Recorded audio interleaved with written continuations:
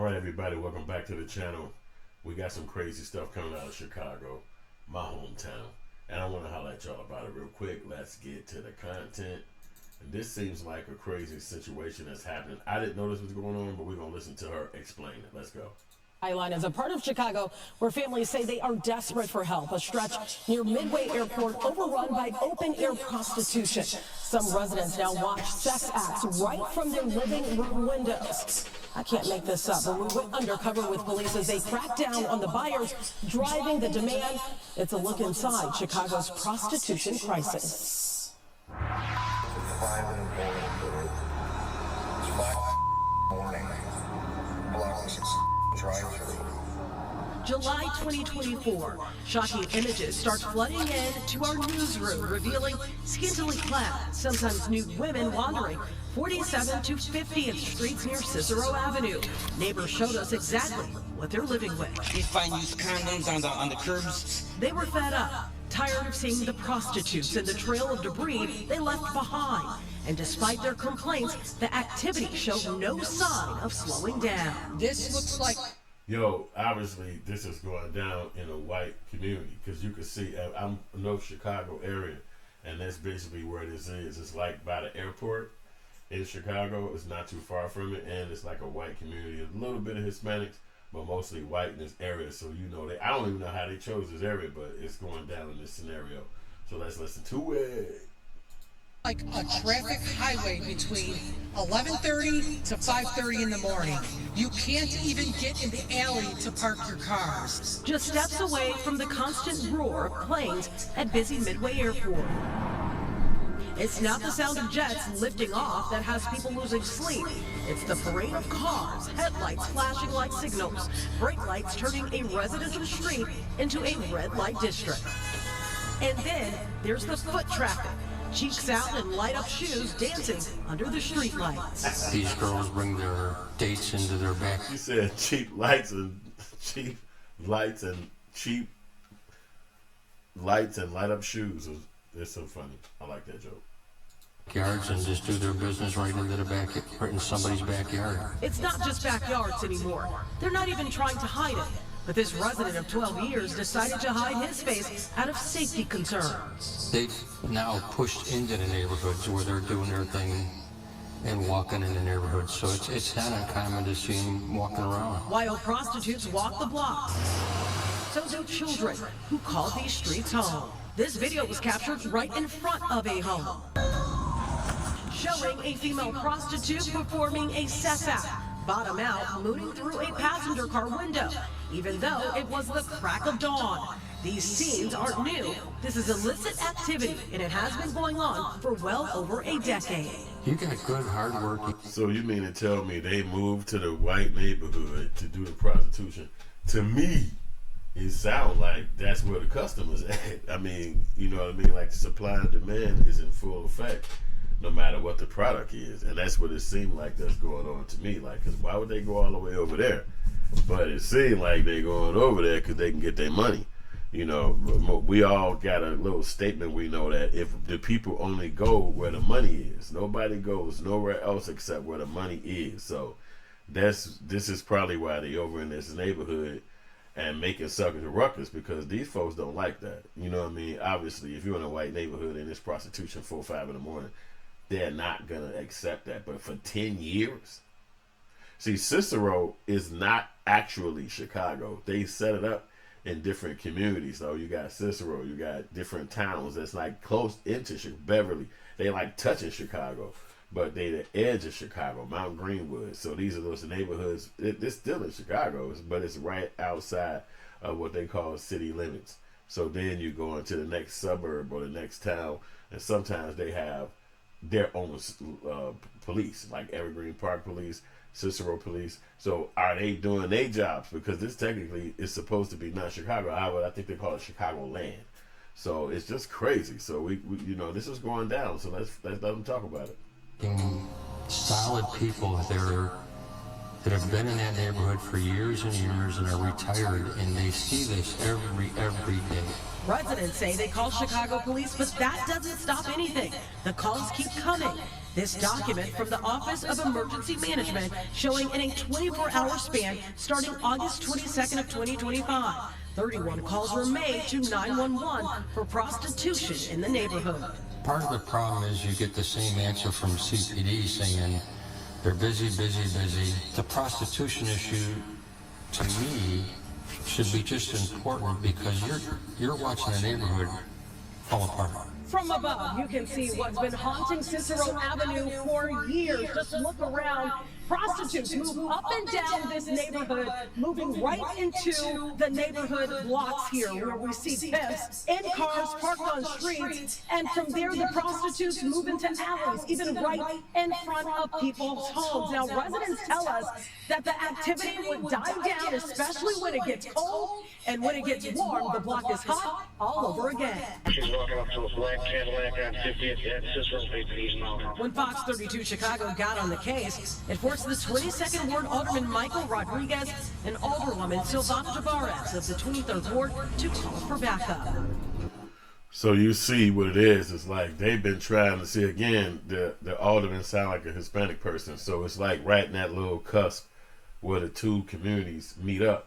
And obviously, it sounds like the prostitutes are mostly African American, because that's why they bringing such a ruckus about it all. You know what I mean? You can see some of the blurry footage too that look like they're talking about African American people. But I mean, obviously, it's a homeowner conversation, because it's like you at a home and you looking outside and somebody getting their freak on. Obviously, you're gonna think the police will come and stop it. I didn't know that they didn't. I'm learning that right now. I thought they came over.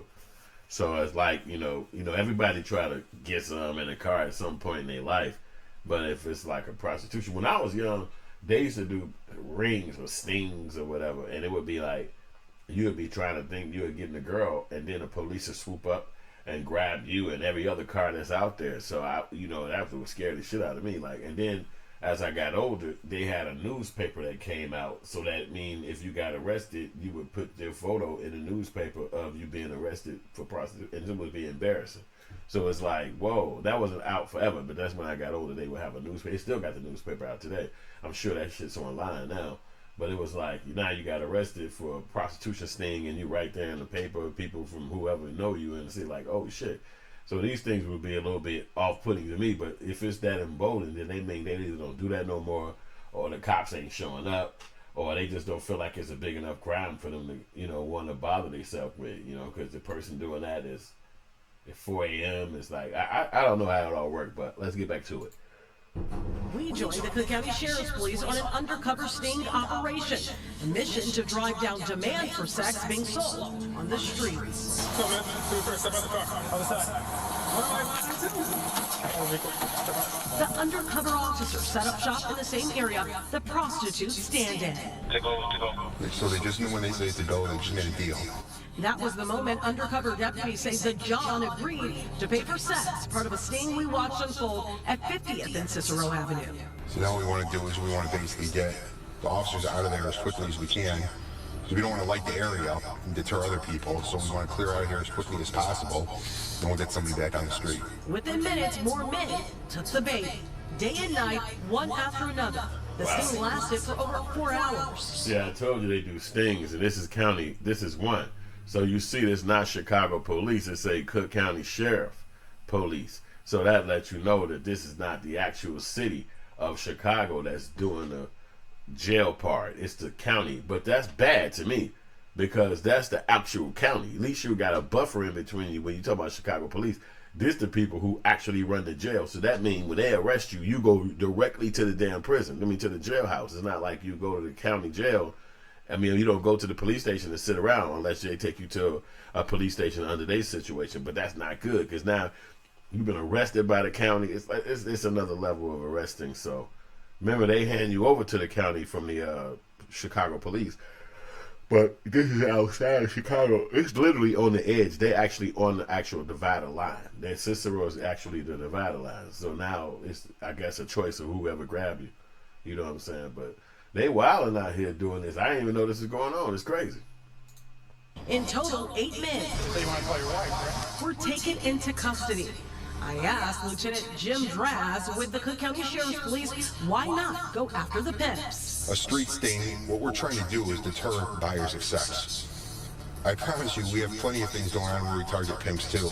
Right now, it's to basically get the buyers out of here, you know, and hopefully, you know, slow it down and get the residents happy. After the arrest, cars were searched, towed, before being released. They speak with a victim support specialist with the Cook County Sheriff's Police Noticias que hay mucha prostitución, mucha trata de personas. on the danger of participating in sex trafficking.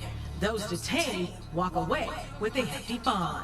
With the ticket and the tow, you're looking at a couple $1,000. 2 G's. A lot of money. Come on, $2,000 just to get you your freak on with some rando. That is crazy. 2 G's. That's what I told you. It's like, but that's how it was when I was growing up. Then they put your picture in the internet or the newspaper. Now your family know, your job know, your cousins know, whoever. They gonna be like, wait, dude, they grabbed you at, oh, you was out there. So now the world know you got a bad relationship. Everything is like crazy. So this is where you got to face your problems. And there's a lot of times you got to face your problems. And then when guys get older, you start realizing it's better for me to just go get a magazine. Well, that was around when I was a kid. Or online now, and just go handle my business in the bathroom and be done. Don't go out here trying to go find somebody.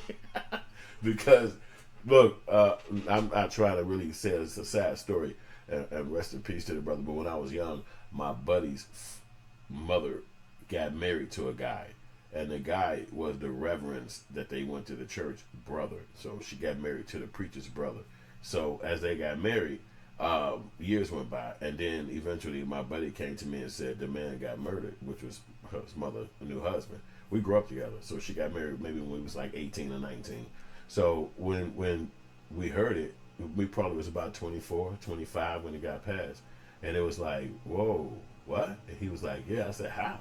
He said he went out and caught a prostitute, and I always whisper when I say that, but I mean a P. Let's say a P. He called a P, and she. I guess they went into some kind of garage to get their thing on, and he said him and a girl, this is what the cops told his mother, I guess, had an argument. And so the girl was an ex-Marine. So he was an older gentleman, because this is my buddy's mother's husband. So he maybe, let's say he was 53, let's say he was 43 or whatever. So at that time. And so him and the girl get into a physical fight, and she beat him to death. I'm not kidding you. This is what my buddy told me. And so he passed on. So now obviously they had to go do the funeral, and obviously that's his stepfather. He had to go.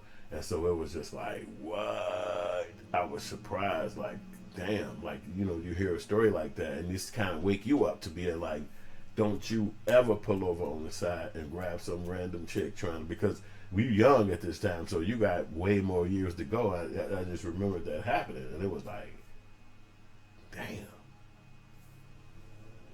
Now that I think about it, that was my same homie that had got arrested back in the day. I didn't even really realize that both situations happened to the same guy.